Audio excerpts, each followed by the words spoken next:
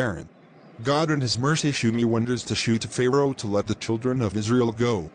Yes, Moses, the Lord said to me, go into the wilderness to meet Moses. Pharaoh, Jehovah, said, let my people go. Who is Jehovah, that I should listen to him? I don't know him, and I will not let go.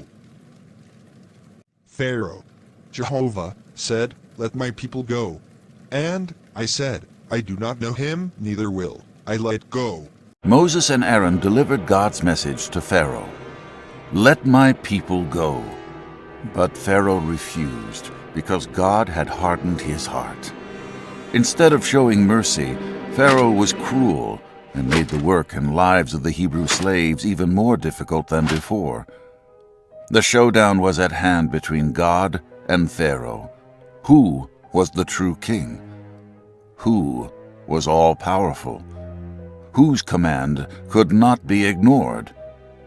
God told Moses not to fear, but instead prepare to witness his mighty power as he forced Pharaoh to let his people go. The next morning, Moses again came to Pharaoh, and again Pharaoh refused to let the Hebrew people go. So, at the Lord's command, Moses told Aaron to stretch his staff over the Nile River, and the waters turned to blood, causing the fish to die, and the waters to become undrinkable. But Pharaoh's heart hardened further, so God sent a second plague. This time, frogs covered every inch of the land.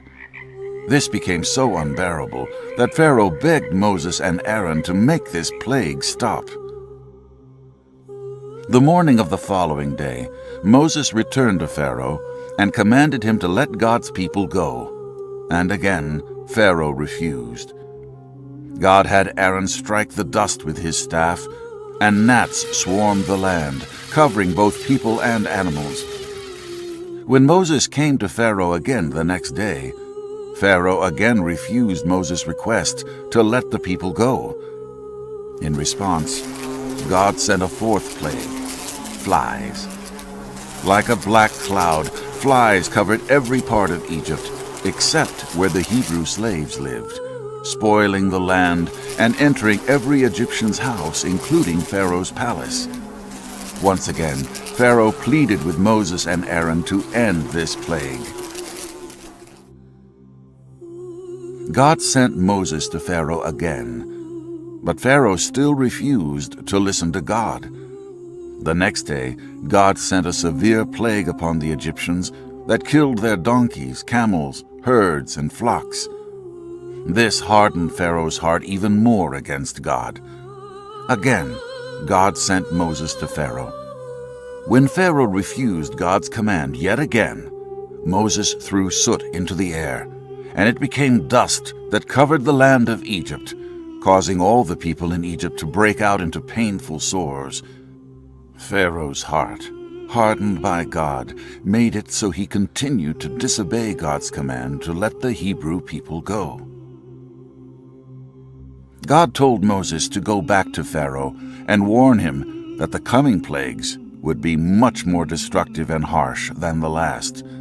But Pharaoh still wouldn't listen. When Moses stretched his hand toward heaven, God sent a hailstorm unlike any that had ever been seen before in the land.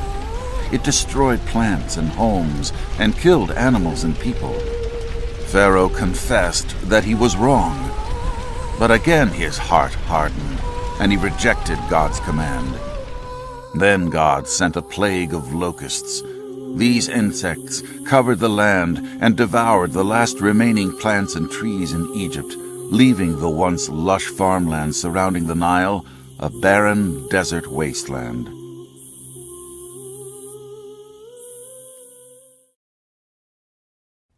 Pharaoh was still unwilling to release God's people, so at God's command, Moses stretched his hand up to the sky, and a heavy darkness swallowed Egypt. For 3 days, no Egyptian saw another person or left their house. Pharaoh summoned Moses and Aaron so he could try to make a deal to end the plague of darkness. Pharaoh said everyone could go to worship the Lord if all the Hebrew people left their flocks and herds behind.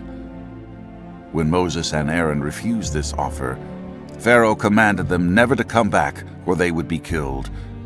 With the people still enslaved, God told Moses there would be one final plague, a plague so severe Pharaoh would have no choice but to free God's people. God told Moses that throughout the land of Egypt, every firstborn boy would die. God told Moses to tell the Hebrews to cover the doorposts of their homes with the blood of a lamb, and God would pass over their homes. At midnight, the firstborn sons in every Egyptian household died, including Pharaoh's own son. From the lowliest of servants to Pharaoh's palace, there was no home in Egypt untouched by death. This plague so devastated the land of Egypt that Pharaoh commanded God's people to leave. The Hebrews, who had been in slavery for generations, had been set free. Every Pharaoh must obey, and the children of God must be free. My own lesson, what is yours? My name is Vivian. Please subscribe and follow me. Thank you for watching.